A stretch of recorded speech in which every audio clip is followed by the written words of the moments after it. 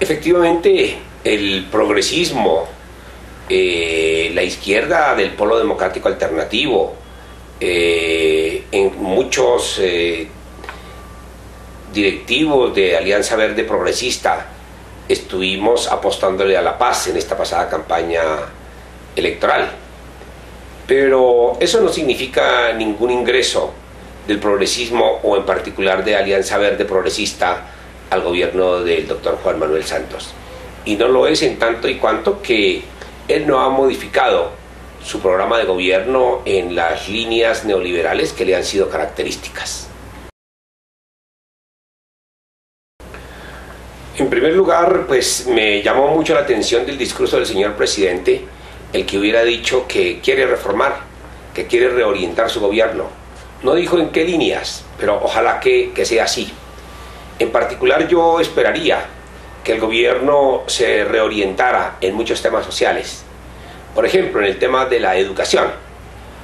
Para ser concreto, pediría que se cambiara la política de educación infantil de 0 a siempre, que es una política de educación pobre para niños pobres, por una educación mucho más equitativa, una educación que cumpla con lo que había ordenado la Ley 115 de 1994, de que en las instituciones públicas tuviéramos un preescolar de 3 años en jardines infantiles adecuados a los requerimientos de dignidad de nuestras niñas y de nuestros niños, y con profesores especializados en preescolar, y por supuesto con una atención integral en materia de nutrición de nuestros niños, en materia de alimentación y en materia de protección.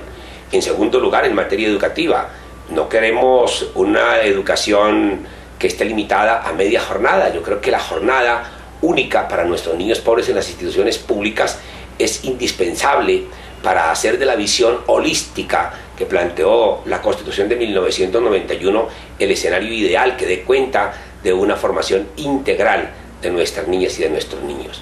Y por supuesto, quisiéramos que se abriera la educación superior a las clases pobres, a las clases medias de este país, para lo cual hay que darle un enfoque a la educación de derecho humano fundamental, en consecuencia orientado por el principio de universalidad, y para ello la gratuidad de la educación superior debería ser un gran tema de transformación de esta educación que tenemos hoy con un enfoque de mucha inequidad.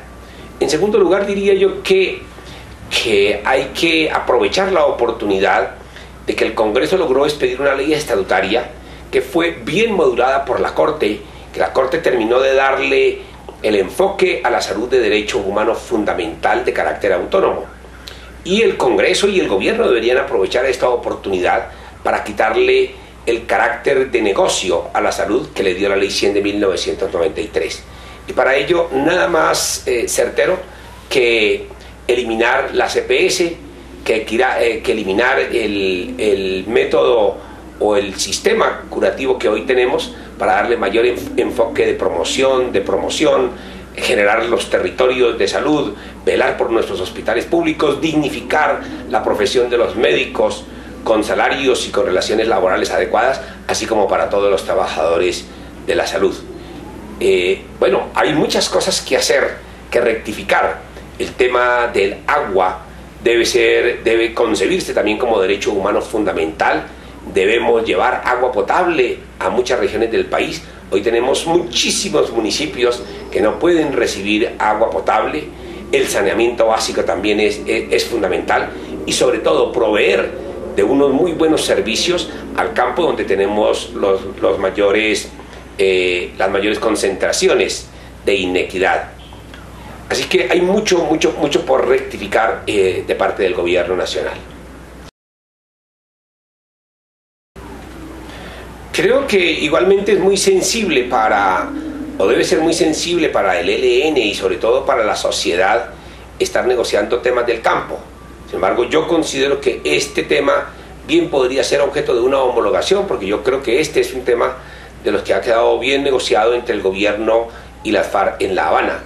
Igualmente creo que el tema de participación en política debe ser un tema de mucha trascendencia, porque hoy tenemos una democracia en nuestro país muy desvencijada, una democracia apenas en ciernes, que es necesario profundizarla a través de mayores niveles de participación ciudadana, a través de purificar los sistemas electorales que hoy están permitiendo la trampa, de fortalecer los partidos políticos, de permitir la financiación estatal de las campañas políticas, porque tal cual está hoy el costo de una campaña política es prácticamente inaccesible para las clases pobres. Hay mucho, pero mucho por hacer en materia política. Este tema también fue negociado en La Habana y creo igualmente que debería ser un tema de homologación. Y por supuesto está el tema de cómo se va a hacer la reinserción de quienes, estando hoy negociados como alzados en armas, decidan dejar las armas y reinsertarse a la sociedad civil. Ahí habrán muy probablemente unos temas de visiones particulares y creo que ese sí sería un tema de tratamiento especial entre el gobierno y el ELN. Digamos en primer lugar que la paz, para que tenga un contenido de durabilidad y de estabilidad, requiere de unos contenidos de justicia social muy profundos. Requiere en particular de poder proyectar el Estado Social de Derecho, el gran paradigma de la Constitución de 1991, al cual los gobiernos sucesivos después de la expedición de la Constitución del 91 le han evadido su cumplimiento. Eso pues digamos que en primer lugar, pero en segundo lugar, si bien nosotros nos queremos poner en paz entre los colombianos, requiere también de un pacto de todos los colombianos para ponernos en paz con la naturaleza. Y ahí en particular, este gobierno, como el gobierno anterior, han hecho de la política de explotación mineroenergética una política de mucha agresión contra la flora, contra la fauna, que a la vez implica una alta agresión a las poblaciones pobres donde se asienta la minería, y esa minería le está haciendo entonces daño a flora, a fauna, al agua, a las fuentes de agua como los páramos, y está generando unos daños de carácter social en estas regiones. Así que yo soy de los que creo que no puede haber paz si a la vez no nos ponemos en paz con la naturaleza. Pues creo que es una situación bastante compleja. Haber ganado un mandato por la paz, por 900.000 votos, no genera un margen muy amplio que le permita gobernar con facilidad al presidente Juan Manuel Santos. Y va a tener una oposición muy férrea de parte del uribismo en el Congreso de la República. Igualmente se predica una oposición férrea de parte del Polo Democrático Alternativo. De manera que esta va a ser una situación bien complicada. De otra parte está el tema de que el gobierno tiene que reconocer que si no hubiera sido por la izquierda colombiana, por el progresismo, que decidió volcarse a votar por la paz y en consecuencia a buscar el apoyo para su candidatura, tiene que ser consciente, repito, de que no hubiera alcanzado un triunfo. A mí me gustó en particular el discurso del presidente el día domingo, cuando reconoció que la izquierda había sido importante en su triunfo electoral. Pero para nosotros lo más importante es que esa importancia radique en modificar su programa. Alianza Verde Progresista hasta el momento ha tomado la decisión en el día de ayer de optar por una posición de independencia a través de su bancada en el Congreso de la República. Independencia que significa que vamos a apoyar los proyectos de ley de iniciativa gubernamental o de iniciativa congresual que le reporten beneficio al país dentro de lo que es nuestra concepción de buscar el bienestar de la población colombiana. Y lo que no esté conforme a esos ideales de Alianza Verde Progresista, pues los vamos a estar votando en contra. Pero hemos decidido no colocarnos en esa posición, en esa postura de oposición, para de pronto no identificarnos con la extrema derecha de este país, que sabemos le va a hacer una oposición. Pero estaremos muy a la expectativa de qué son los cambios que el presidente Santos le quiere plantear al país en materia de su agenda económica y de su agenda social. Yo creo que la ley de víctimas fue en general una buena ley. Sin embargo, como yo lo manifesté en su momento, cuando se estaba prácticamente terminando el trámite de esta ley, marqué unas diferencias muy grandes que tenía en varios temas. Así que yo creo que, con fundamento en eso que dije en su oportunidad, cuando se finalizó el trámite de la ley, y con la experiencia que hemos tenido 2 años después de empezar la ejecución de ella, yo creo que hay necesidad de iniciar un camino de rectificación. En primer lugar, creo que el indicador de restitución de tierras es un indicador supremamente pobre. Por eso creo que hay necesidad de introducir reformas en el sistema o en el modelo de restitución de tierras que quedó en la ley 1448 prácticamente todo por la vía judicial.